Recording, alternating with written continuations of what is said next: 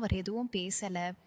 "நீ சொல்வது சரிதான் சாரா. ஆனா, எனக்கு எனக்கு அந்த மாரி ஒரு தோட்டம் இருந்துச்சுன்னா, நானும் அதே அளவு பெருமைப்பட்டிருப்பேன்."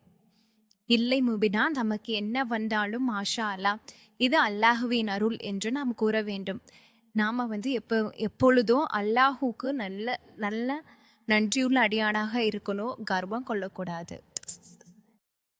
அந்த பெருமைக்குரியவரின் தோட்டம் என்ன ஆனது உங்களுக்கு தெரியுமா? அது பாழாகிவிட்டது. ஆறுகள் வறண்டு போயின. பயிர்கள் வாடின. அவர் பிரமிப்புடன் வருத்தத்துடன் அங்கே நின்றான். அப்போதுதான் அவர் உண்மையை உணர்ந்தார். இவை அனைத்தும் அல்லாஹுவின் பரிசு.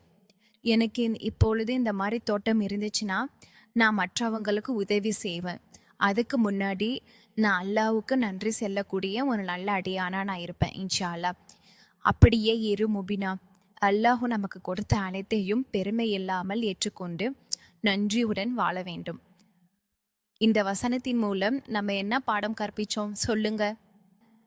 செல்வமும் தோட்டமும் எல்லாமே இந்த உலக